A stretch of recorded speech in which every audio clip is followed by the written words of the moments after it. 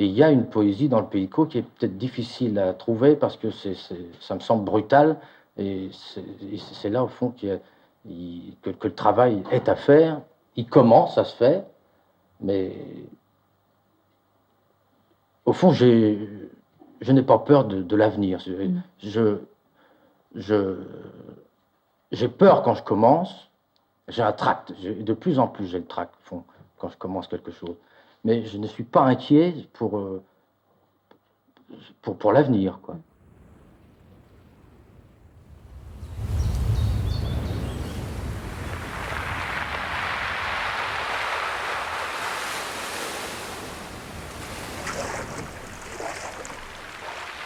Peindre, oui. Tout simplement, s'exprimer au travers des choses qui vous ont vu naître. Falaise. Ce phénomène géologique, cathédrale du Pays de Caux.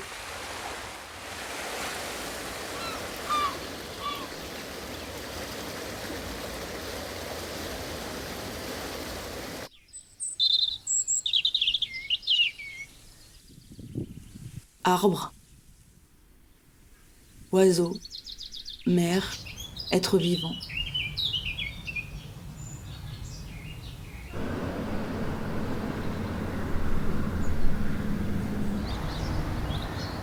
Apprendre à se connaître en les approfondissant, en extirper le signe.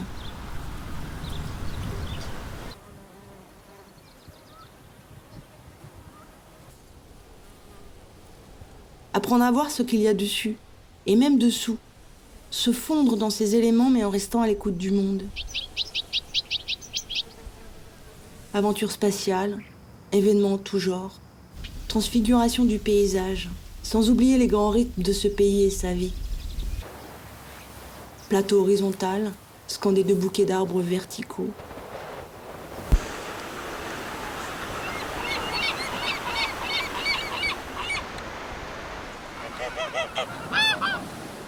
Falaises abruptes, rugueuses, dominant un horizon limpide.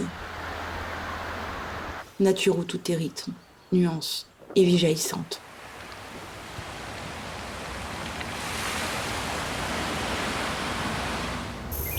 Roger Guérand est le père de ma mère. Il est né en 1930 à Saint-Pierre-en-Port. Il ne cessa de peindre le Pays de Caux, inlassablement, le repeindre encore et encore. Il mourut en 1977 à l'âge de 46 ans. Je n'ai jamais connu.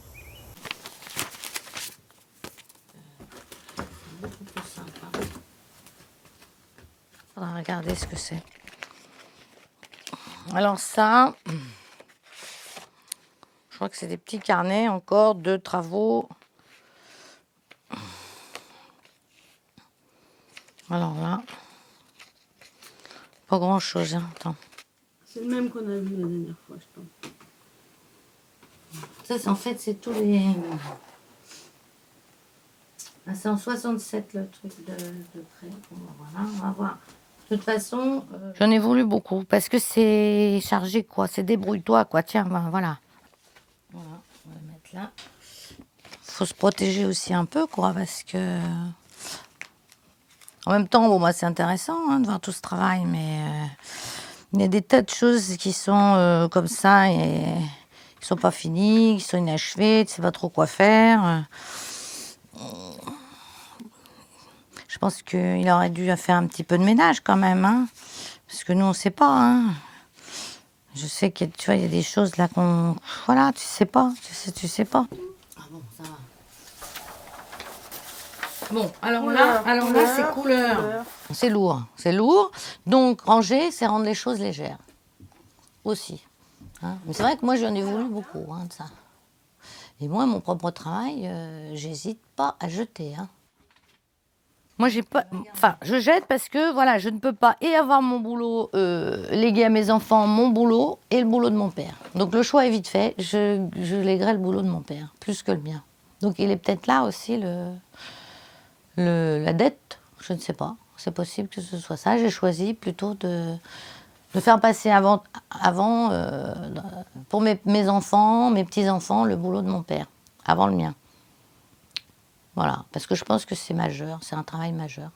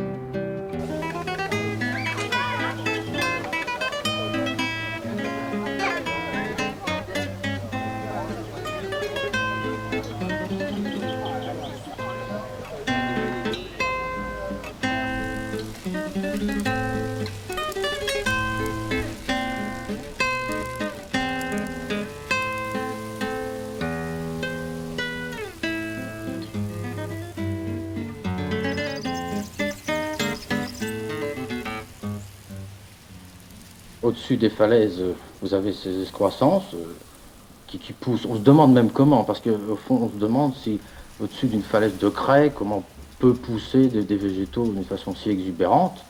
C'est fantastique parce que les arbres ont des formes étranges, et étrange est la falaise. C'est-à-dire les arbres et la falaise, tout ça, font le Pays de Caux, quoi.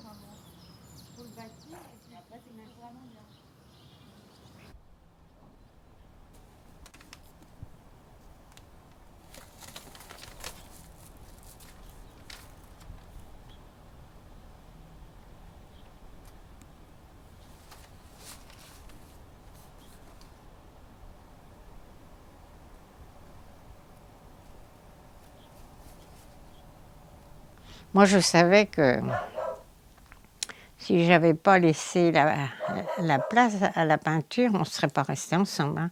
Ça, c'est sûr. Moi, je l'ai su tout de suite, dès le départ, hein. Il avait vraiment besoin de cette liberté et d'avoir tout son temps pour faire ce qu'il a fait à faire, dire ce qu'il avait à dire.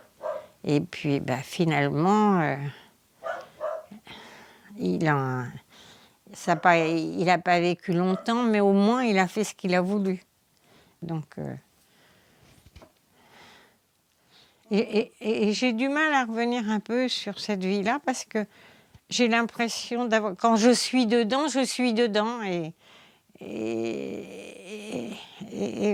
voilà. Et là, j'ai été très, très, très abîmée, très malheureuse quand ça s'est arrêté. Mais j'ai mis du temps vraiment à m'en sortir.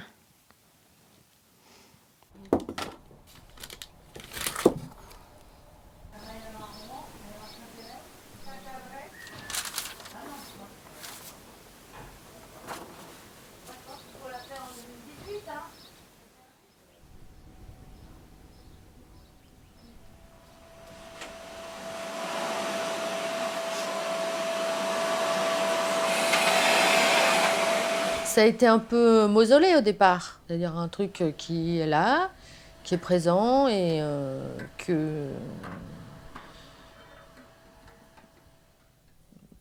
parfois qui est pesant aussi. Enfin, je veux dire qu'à l'aspect pesant. Moi, quand je suis partie étudiante, tout ça, je prenais pas de tableau, hein.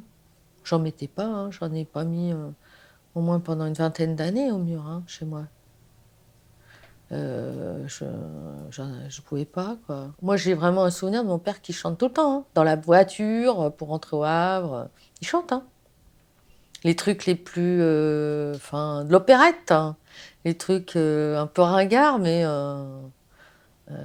il aimait bien sa voix, enfin, chanter, le plaisir Voilà, on peut pas chanter quand on fait la gueule, on chante parce qu'on est quand même content. Hein. C'est quelqu'un qui était vivant, très vivant. Donc la maladie, la mort, c'est vraiment horrible, quoi. Enfin, il s'est jamais fait chier, je pense. Je pense qu'il s'est jamais ennuyé non plus. Et puis je pense que les gens l'aimaient bien parce que c'est toujours entraînant d'avoir quelqu'un si vivant à côté de soi. Qui t'embarque dans quelque chose, dans une aventure, hein, quand même.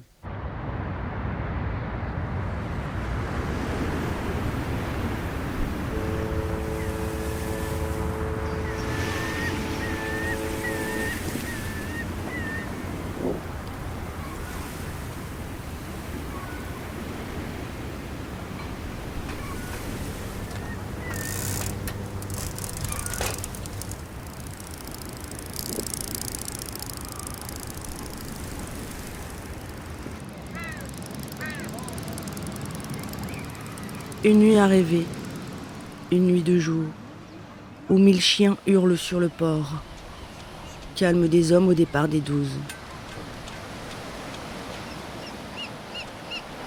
Heure claire. La cloche de Saint-Vincent ébranle un geyser de bruit que vous n'entendez pas.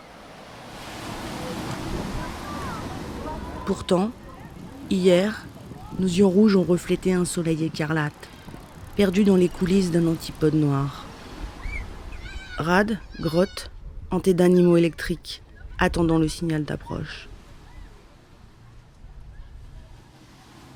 Ceux de la côte déferleront sur un ruban mécanique pour se fondre dans une nouvelle clarté. Bonjour, il fait beau aujourd'hui. C'est une nuit à dormir.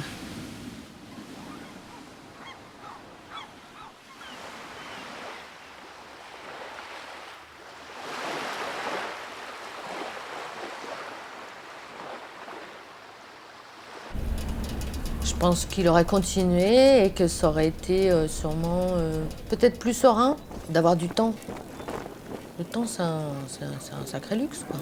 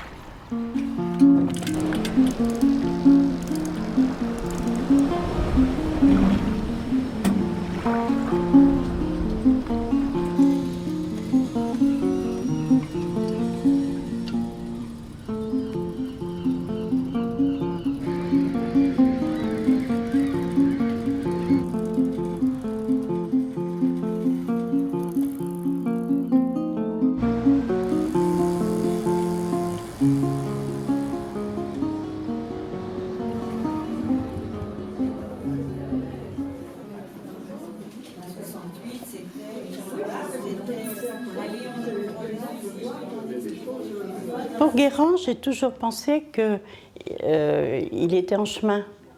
Et moi, ce qui m'intéresse en général, c'est quand même un art qui est en recherche.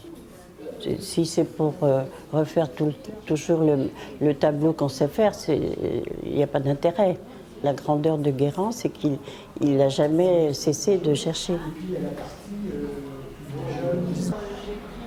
C'est qu'il a réussi une sorte de synthèse de... le mot abstraction est un mauvais mot, parce que tout art est une abstraction de toute façon. Mais lui, il a gardé vraiment le contact avec le réel le plus reconnaissable. Et en même temps, si on n'est pas tout à fait habitué à sa peinture, on peut dire que c'est non figuratif. Mais en fait, c'est figuratif. Du figuratif non figuratif.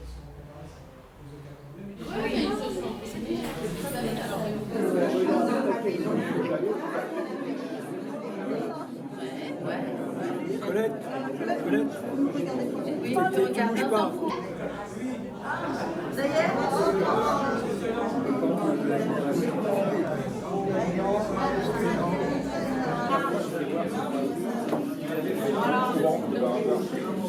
plein de gens l'ont rencontré, qui ont fait une peinture dans leur vie, il faut le savoir quand même. Par exemple, il rencontrait quelqu'un et il disait « T'as pas envie de peindre ?» Alors l'autre disait « Bah, je l'ai jamais fait. » Tiens, monte sur le scooter. Il embarquait un kidam sur son scooter. J'ai rencontré encore 2 fois des gens qui m'ont dit ça. « Ah, mais Guérand, je l'ai rencontré, oui, je le connais. » Je dis « Mais à quelle occasion ?» Bah, il m'a emmené sur son scooter et puis on est allé peindre.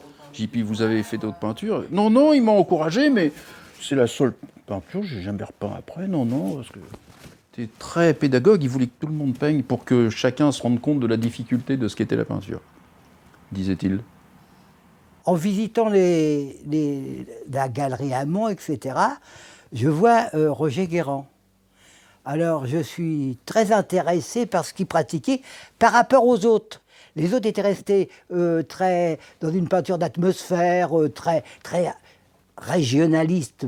Ça, le mot est un peu dur, mais c'était un peu ça. Et Roger, déjà, il explosait. On sentait déjà, il ouvrait des portes, il ouvrait des fenêtres sur l'océan, surtout sur les côtes normandes. Hein. Je me renseigne auprès du père Hamon.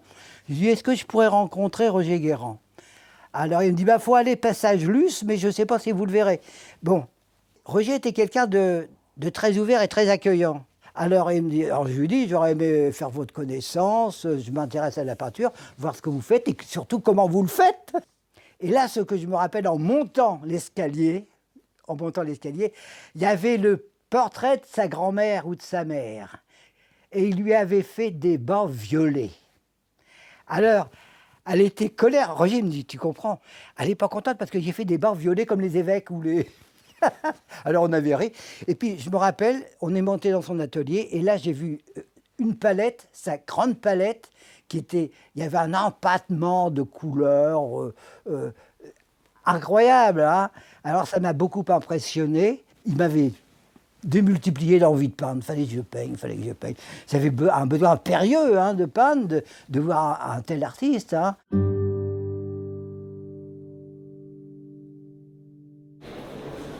À 16 ans, Roger Guérand entre aux ateliers Gallet au Havre pour un apprentissage de peintre en lettres. Dans le cadre de sa formation, il suit les beaux-arts du soir. Bien qu'influencé par les impressionnistes qui se sont emparés des lumières normandes, il s'applique à trouver son style. En 1950, il expose pour la première fois à Fécamp. En 1956, il participe à la création de l'Union havraise des arts plastiques, aux côtés de Charles Nicolle, d'André Le Gallet, de Raymond Gosselin et de Charles Édouard. L'amitié qui se développe entre ces artistes, dont la spécificité d'être artisans, ouvriers ou employés, participe au renouveau de la peinture havraise. Mais ce qui était très curieux, c'est de le voir passionné, c'est-à-dire qu'il partait le midi sur sa bicyclette, cheveux au vent, et puis je me souviens avec sa veste de charpentier noir, là. Et tel un corbeau sauvage, il partait et il rentrait chez lui, il déjeunait très vite, il montait dans l'atelier d'après ce qu'il nous disait, et il travaillait, il revenait, et rebelote le soir, quoi, c'était ça.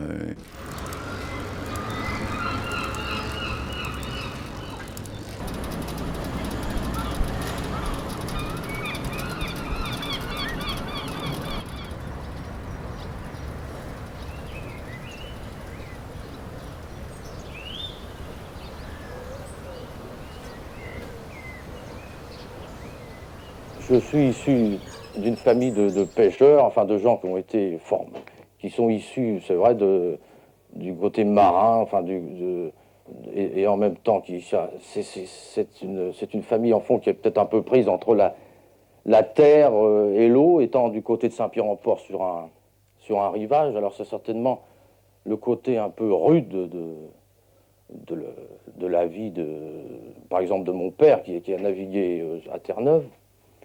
Et même des antécédents, même du côté de ma mère, où le père naviguait lui aussi à Terre-Neuve, même sur les voiliers. Il y a ce côté bien connu des gens de mer, de la rudesse, justement. Alors, naturellement, à ce moment-là, c'était aussi toujours la campagne et le rivage qui m'a attiré, quoi. Encore par cet atavisme-là, au fond, de la famille.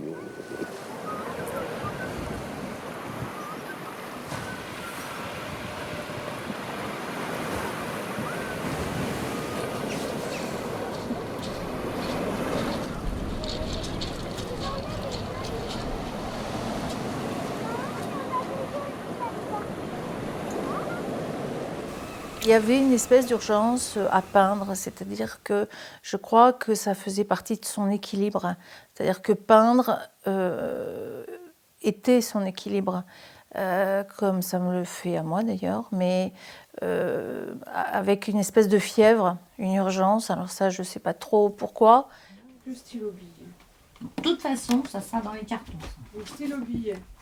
C'était la peinture, la peinture. La peinture, c'était une boulimie de peinture. On n'avait pas le choix, on s'est mis autour de la peinture avec lui. Sans ça, on est exclus, c'est sûr. C'était sa vie, je pense. Voilà, sa vie, c'est son histoire, C'est-à-dire, il est né de parents qui étaient absolument pas là-dedans. D'où ça vient d'où ça vient voilà, on ne sait pas. Ça vient d'une volonté furieuse de dire quelque chose de son paysage intérieur et de son paysage, d'où il vient et d'où il est né. Je crois que c'était très très important et c'est pour ça qu'il a peint.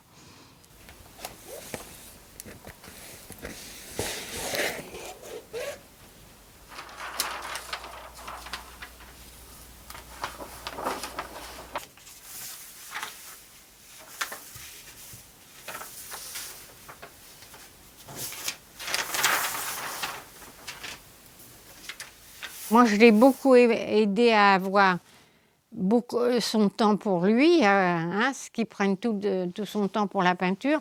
Mais il m'a apporté quelque chose d'essentiel, c'est le regard. De regarder, de voir vraiment les paysages, de regarder les formes dans les arbres. Ça, je pense que c'est à son côté. Et comme je vivais avec et que moi, j'avais les peintures sous les yeux. Donc, on ne discutait pas beaucoup. Quelquefois, je montais dans l'atelier pour regarder les dernières peintures, on discutait et tout. Et quand dès que les enfants montaient, ils disaient « Bon, bah, c'est pas la peine, tu redescends. » Tu vois, il avait vraiment besoin... il voulait souvent mon avis sur les peintures. Et moi, en fait, j'avais l'impression qu'il voulait que je lui dise en parole ce qu'il ressentait intérieurement. Il aurait voulu un peu m'avoir plus pour lui tout seul, mais il y avait quand même les enfants autour. Eh ben, il fallait être à côté puis pas le faire suer. Donc voilà, on se posait des fois et puis nous on jouait à côté.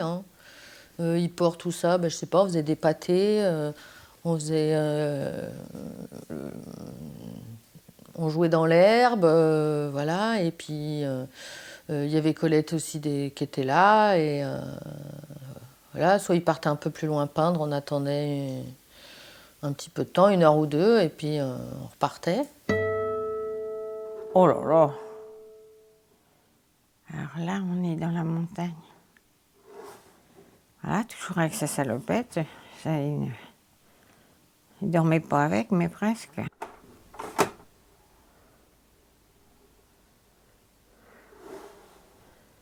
Le village des os de poissons. Ils nous déposent, ils viennent nous rechercher. Et c'est sûrement dans ces moments-là que cette photo a été prise. Waouh! Esther et son harmonica. Ah oui, bah, déjà petite, je voulais jouer de l'harmonica. Eh ben voilà, C'est ouais. rigolo, ça. Je sais J'avais pas. pu. Je crois que Roger, ça me fait souvenir, je crois que Roger en jouait. Je crois que Roger en jouait un peu. Tiens donc. Ah, bah tu vois, c'est Nathalie. Oui, mais attends, t'es sur les photos tout le temps, hein, Esther. Hein. Faut pas charrier. Oui, mais pas avec lui. Ben il est là, Roger, non? C'est bien de regarder les photos, quoi, mais bon... Les dernières fois que je l'ai vu, mon père, il peignait. Alors pour moi, dans ma tête d'enfant, c'était au mercurochrome. Mais ma mère m'a dit que c'était une idée. Bon, il peignait au mercurochrome dans sa chambre d'hôpital. Et c'était le summum de la souffrance et le summum de la cruauté que de s'exprimer comme ça.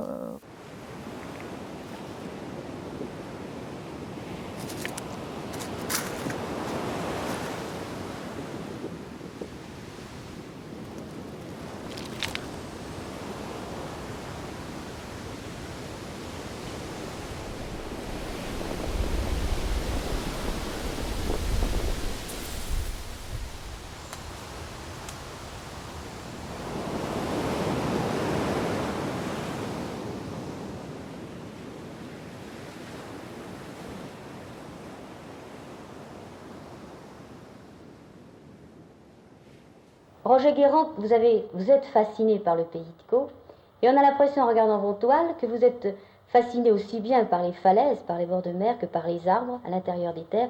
En tout cas, ce qui vous fascine, je crois, ce sont les verticales. C'est-à-dire, les verticales, on les trouve automatiquement dans les falaises. Oui, mais dans les arbres aussi. Mais pourquoi avoir choisi la verticale? Parce que la falaise me donne tout de suite des verticales. Oui. Je suis né dedans, on peut le dire. J'ai cavalé sur les falaises depuis l'âge de 15 ans, à peindre. Au début, ce sont toujours les verticales qui m'ont... Cette espèce de surplomb, quelquefois de 100 mètres et même plus, et aussitôt descendu, vous les avez sous le nez. Il y a une masse qui est là, qui vous assomme. Vous avez dit masse. Oui. Et c'est bien l'impression que l'on a en regardant ces toiles. Par exemple, je regarde une de ces toiles. Nous sommes où, ici? C'est toujours Saint-Pierre-en-Port. C'est presque souvent même la même falaise qui est vue différemment. Mais c'est cette obsession de la masse qui là, est isolée. C'est-à-dire, vous voyez sur la droite, il n'y a pas de... Ça ne continue pas. Alors, justement, c'est parce que j'ai voulu faire sentir ce rythme de masse qui succède et éliminer, au fond, ce qu'il y avait autour, quoi, pour ne faire sentir que ça. Et situé dans l'atmosphère. Ah, toujours. Baigné dans la lumière du pays cauchois. Oui, puis c'est toute la lumière aussi du cap de la Hève, de l'estuaire, qui se répercute sur le pays de Caux.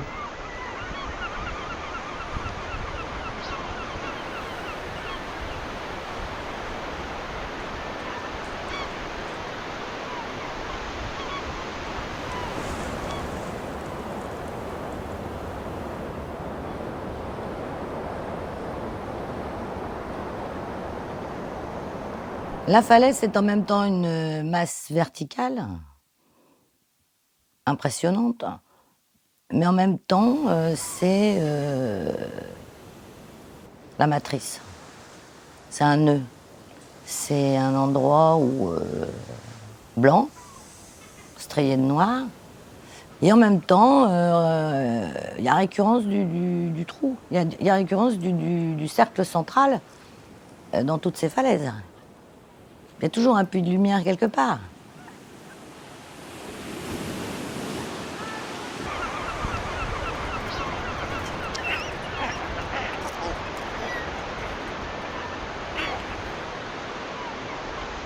Mais évidemment, il y a autour de cette matrice des verticales, des horizontales. C'est un combat aussi.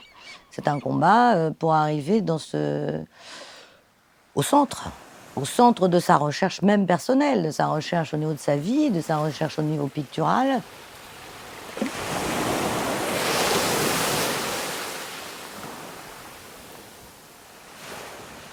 La peinture étant le reflet de ce qui arrive. On parle de construction dans un port, alors donc c'est donc une domestication de la falaise qui au fond qui est très forte, mais qui se trouve finalement même on semble la servir. Alors peut-être comme un animal, elle a l'air de se rebiffer. Alors il y a peut-être tout animal qui justement qui est angoissé devant un événement quelconque, prend une allure, elle aussi, agressive, qui fait qu'elle aussi, la falaise se transforme, quoi.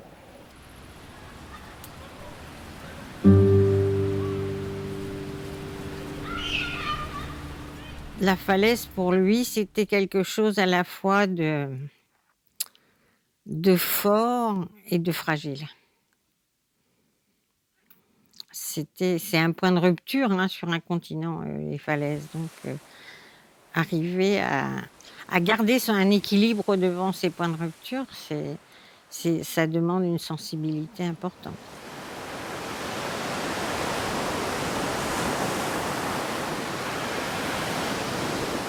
C'est une masse de craie qui sera là de tout temps et calme ses angoisses.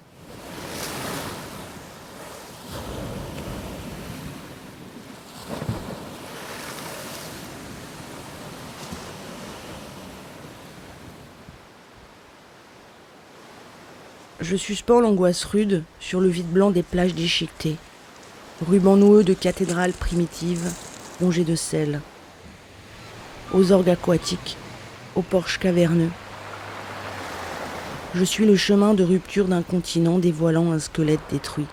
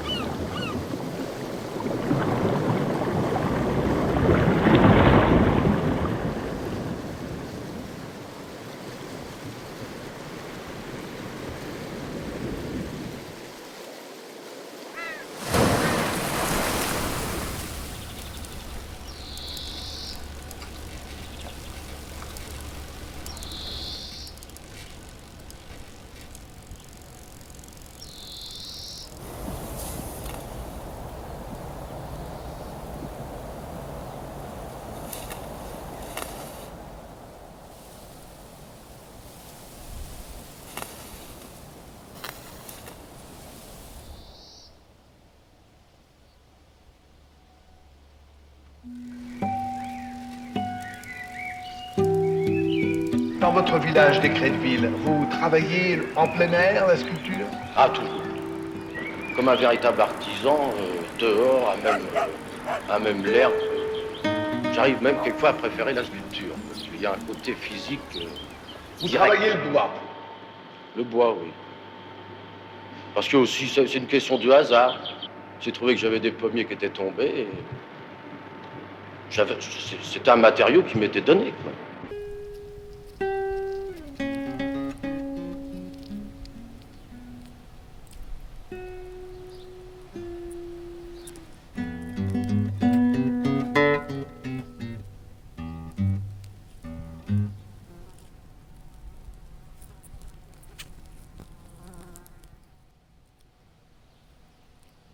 Pour lui, l'arbre, c'était des racines.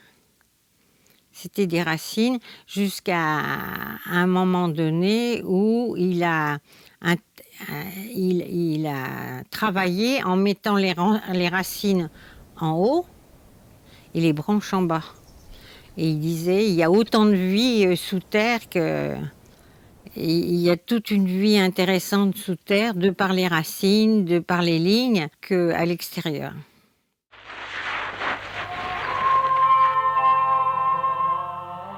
L'arbre, pour moi, c'est tellement de grande importance que c'est un personnage.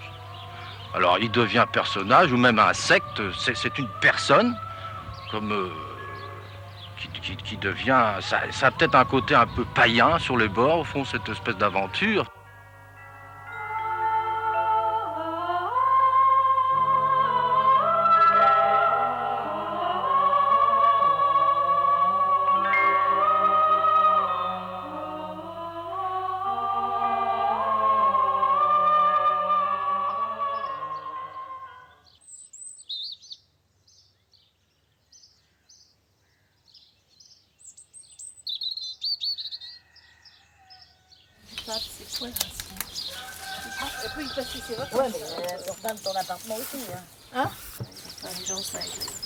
Ça lui pose la question de la vie, quoi, aussi, parce que l'arbre, c'est pas quelque chose... Alors, ça peut être centenaire, mais bon, l'arbre se modifie beaucoup plus que la falaise, au gré des saisons, je pense, et puis le vent le fait bouger, le tord, le casse, le rompt. La végétation, c'est quelque chose qui, pour moi, envahit. Le vert envahit le paysage aussi, dans le pays de Caux. Et s'il est plus envahi, il est noir et c'est un squelette. C'est un squelette inversé aussi, quoi. Mais je pense que l'arbre, la falaise, ça représente ce qu'il est aussi lui, et fait ce qu'il était comme humain, quoi, je pense aussi. Enfin, je dis ça maintenant que j'ai 59 ans et que j'ai beaucoup regardé son travail et que j'ai pu faire une relation, parce que sans ça, moi, je savais pas tout ça.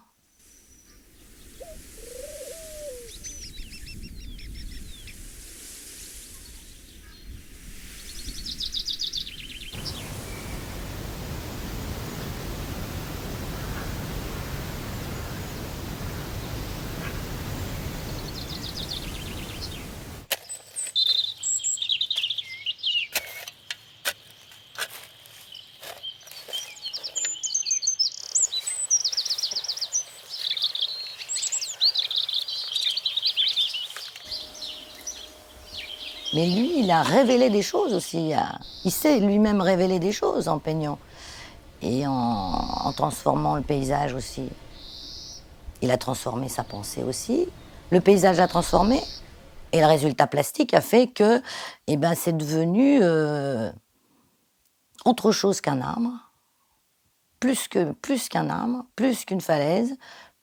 Tout ça s'est trouvé mêlé. La chair, le nu, parce que le corps de la femme, il a beaucoup peint aussi. Et c'est pour ça que le corps est présent aussi, parce que toutes ces choses-là, il les a pas pris avec douceur. Il les a pris à bras-le-corps.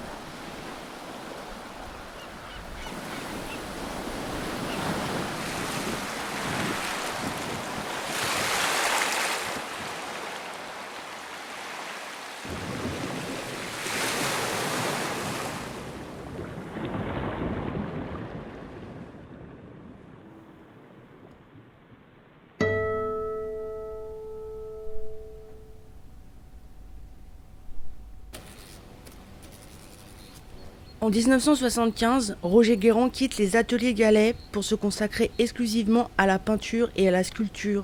Il déménage du Havre et s'installe à Écreville-sur-Mer. Un an après son retour au pays, il tombe gravement malade et meurt l'année suivante. Moi, au début de son départ, je ne vais pas dire que je déraillais, mais c'est vrai que j'avais un souvenir tellement précis j'avais un sentiment d'injustice, parce que pour moi l'œuvre de Guérand est importante, mais elle est beaucoup moins importante que s'il avait vécu, parce qu'il était dans une phase ascendante, à mon avis, qui l'aurait mené beaucoup plus loin. Et c'est ce qui fait peut-être la difficulté, si tu veux, ce non-aboutissement, c'est peut-être ce qui a fait la difficulté actuellement, je dis bien actuellement, de ne pas pouvoir faire connaître davantage sa peinture à l'extérieur de la région, quoi. Je parle pas seulement du Havre, parce qu'il est vraiment très connu, pas seulement des amateurs éclairés. Et je pense que c'est ça qui fait que ce chagrin s'est trouvé, surtout à l'époque, renforcé par ce sentiment d'injustice de ce type qui faisait tout pour la peinture. Et bon, c'était quelque chose de tellement important pour lui. La maladie, là, ça a été difficile. Hein. Ça a été vraiment difficile. Il a sculpté sa croix. Hein. C'est pas tout le monde qui sculpte sa croix de sa tombe. Hein. Il s'est vu décliner et il s'est vu perdre ses moyens. Et c'était insoutenable pour tout le monde, quoi. Surtout pour lui, mais pour tout le monde.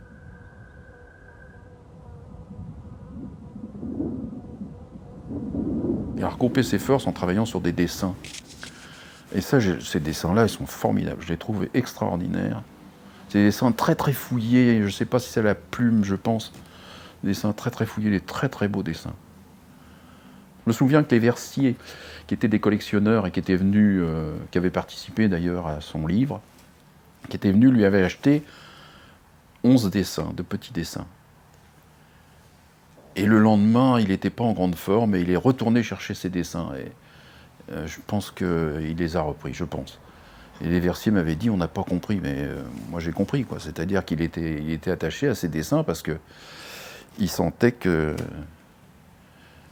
Je sais pas, je l'imaginais presque dans une obscurité, ce qui n'était certainement pas le cas, parce qu'il n'aurait pas pu dessiner dans l'obscurité. Enfin, quelque chose de pas ouvert, de quelque chose d'un peu refermé sur lui-même. Et là, il y a eu tout un... Oui, c'est comme une espèce de journal intime qui changeait complètement, parce qu'on le connaissait comme quelqu'un qui était assez gestuel, qui faisait des grands gestes. Et là, il était dans l'infiniment petit.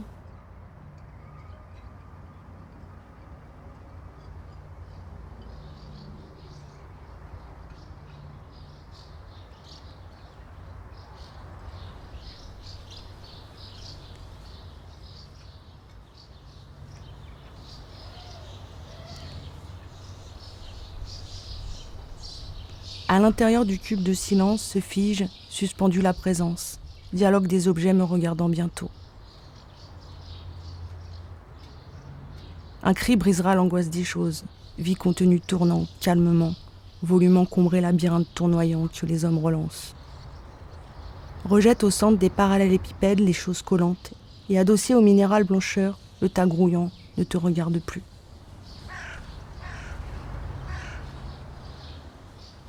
J'ai eu le sentiment qu'après sa mort, il y a eu un grand silence.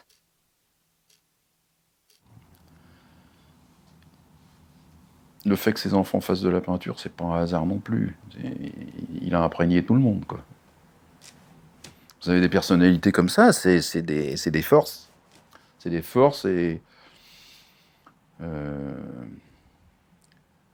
me souviens le jour de son enterrement, il y avait encore une énergie qui était là. Je ne sais pas comment expliquer ça.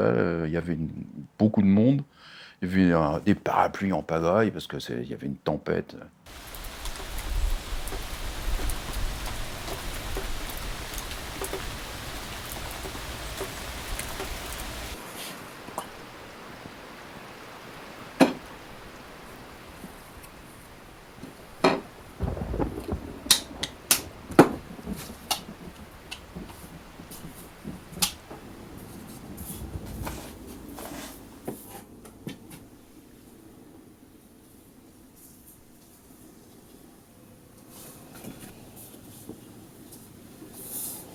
Même si je dissocie peu l'homme de l'œuvre, parce que moi j'ai vécu mon père dans cette entièreté-là, si on peut dire.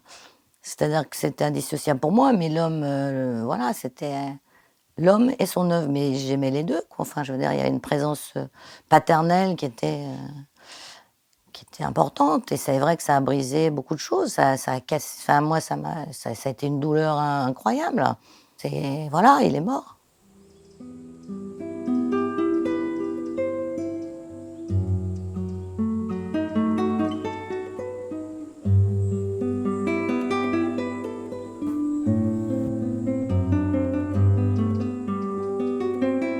Mort. Personnage immense, vide infini. La surface du lit se couvre de souvenirs et l'image se fige. Tu es rentré en toi, et la nuit s'illumine d'arbres verts et de fleurs à jamais pétrifiées.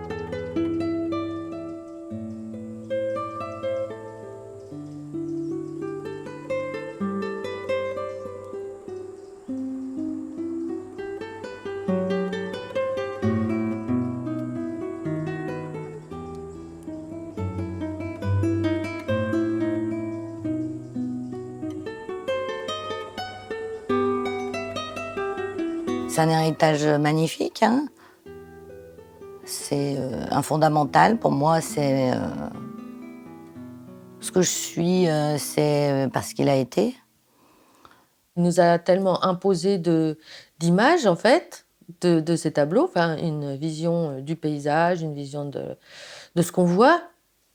que on ne sait plus très bien qui on est. On ne sait plus très bien qui on est. C'est un peu une saga. Enfin, c'est aussi, alors à la fois cet homme est un fantôme dans la famille, mais on a à cœur de protéger et de faire fructifier, de faire connaître cette œuvre.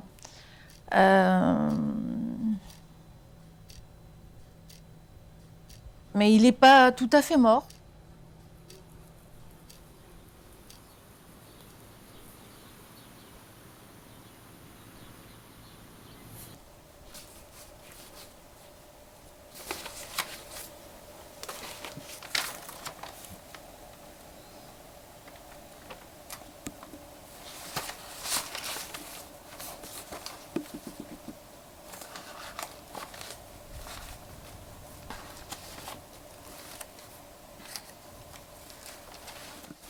Il y a un côté aussi où tu es conditionné H24 devant un dessin ou devant un tableau, quoi.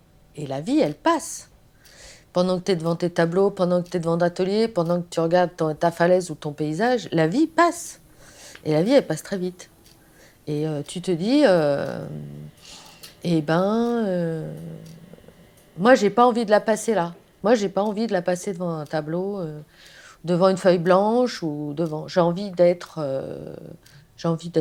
ailleurs.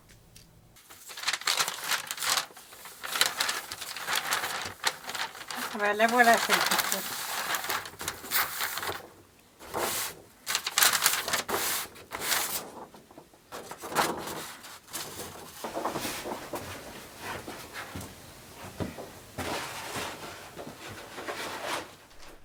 Avec cette aquarelle, pleine de gaieté et d'espérance, ce qui n'est pas triste au fond, car j'ai assez bien rempli ma vie et donné ce que j'avais à donner. Donne également une œuvre à ceux qui nous ont fait confiance et combien fait plaisir à nous deux au fond.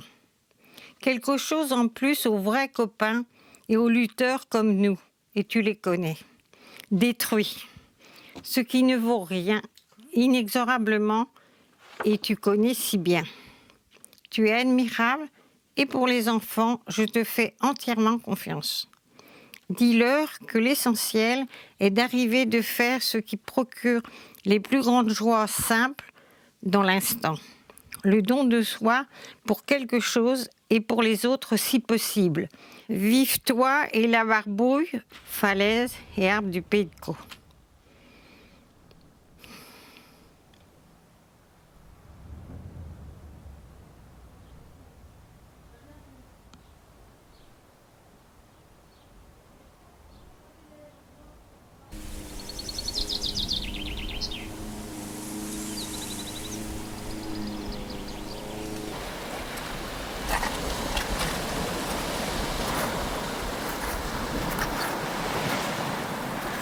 Il nous disait souvent, faut vous méfier de la facilité. Toujours rejeter la facilité. Et quand on lui montrait un travail qu'on pensait être fini, dubitatif, il regardait, il tournait sa mèche et puis il disait, oui, l'essentiel c'est de bander. Je ne sais pas ce qu'il entendait par là, je me doute un peu quand même, c'est-à-dire avoir du sang, avoir du corps, quoi. Et pour lui, la peinture, c'est quelque chose de vivant, qui tient à la vie, et cette expression-là revenait très très souvent.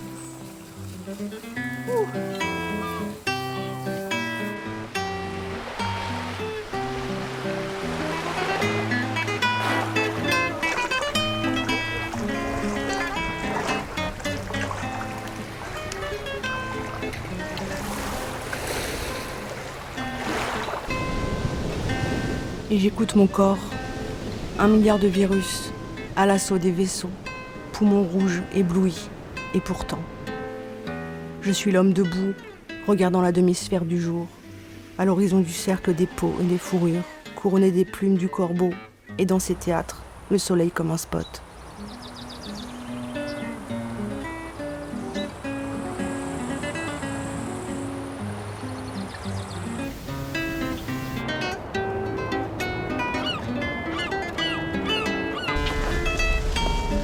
Ma mère a accouché de ma sœur en avril 1977, un mois après la mort de son père. Moi, je suis née l'année suivante.